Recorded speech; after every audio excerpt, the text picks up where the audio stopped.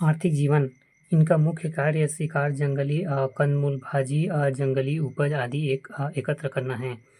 यहाँ मोहलाइन छाल की रस्सी व बांस का टोकरी बनाकर भी बेचते हैं। अन्य विशेषताएं।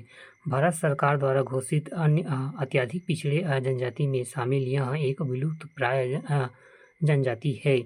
ये जनजाति द्विभाषिक है। ये अपनी मुंडा भाषा के साथ छत्तीसगढ़ी भाषा का भी प्रयोग करते हैं। A.C. राय ने इस जनजाति में द बिरहोर नामक पुस्तक की रचना की है। पहाड़ी कोरवा। सामान्य एवं उत्पत्ति।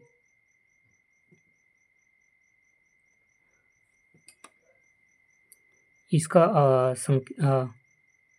संकेंद्र मुख्यतः सरगुजा, जसपुर, बलरामपुर, कोरबा जिले में दिखता है। प्रथम किंवदंती के अनुसार पहाड़ी कोरवा अपनी उत्पत्ति राम सीता से मानते हैं। इस संबंध में ऐसा मान्यता है कि वनवास काल में राम, सीता व लक्ष्मण धान के एक खेती के पास से गुजर रहे थे। उन्होंने देखा कि पशु पक्षियों से फसल की रक्षा हेतु एक मानव आकार के पुतले को धनुष बाण पकड़कर खेती में मेड़ पर खड़ा कर दिया गया था।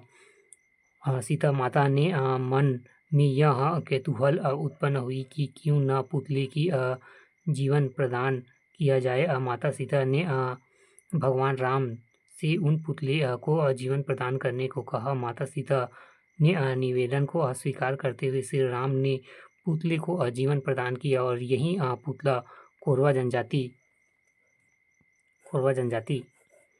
का पूर्वज बन गया।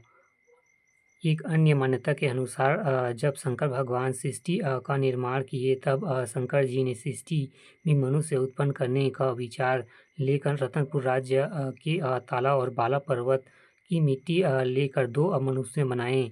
ताला पर्वत की मिट्टी से बने मानव का नाम कलैया तथा बाला पर्वत मिट्टी से बने मानव का नाम धूमा रखा। इसके पश्चात शंकर भगवान ने दो नारी मूर्ति का निर्माण कर उन्हें जीवित किया। एक नारी का नाम सिद्धि तथा दूसरी नारी का नाम बुद्धि रखा।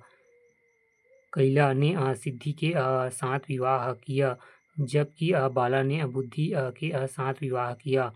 कैला और सिद्धि के 3 पुत्र हुए। पहले पुत्र का नाम कोल, दूसरे पुत्र का नाम कोरवा, तीसरे पुत्र का नाम कोड़कू रखा गया। कोरवा के 2 पुत्र हुए। एक पुत्र पहाड़ में जाकर जंगलों को काट कर दहिया खेती करने लगा जो पहाड़ी कोरवा कहलाया, जबकि दूसरा पुत्र जंगल को साफ कर हल के द्वारा स्थायी कृषि करने लगा जो डहरिया कोरवा कहलाया।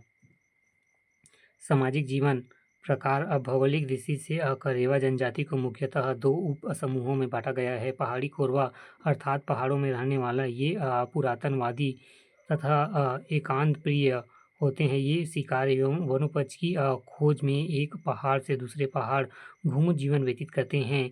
डिहारी कोरवा अर्थात मैदानी क्षेत्र में रहने वाले, डीड अर्थात गांव होता है।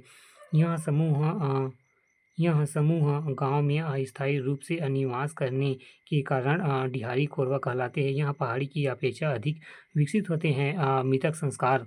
कोरवा जनजाति में मृत्यु से संबंधित अनेक अवधारणाएं प्रचलित है, जैसे कि शोक मनाने का कार्य 10 दिनों तक चलता है जिसमें नवाधाबी कहा जाता है। इसमें कुमारी भात नामक क्रियाकर्म भी किया जाता है। दरहा। कोरवा जनजाति में 5 वर्ष की आयु में लड़का के हाथ में 10 से 16 निशान आग में जलाकर बना दिया जाता है जिसे दरहा कहा जाता है। कुंबा।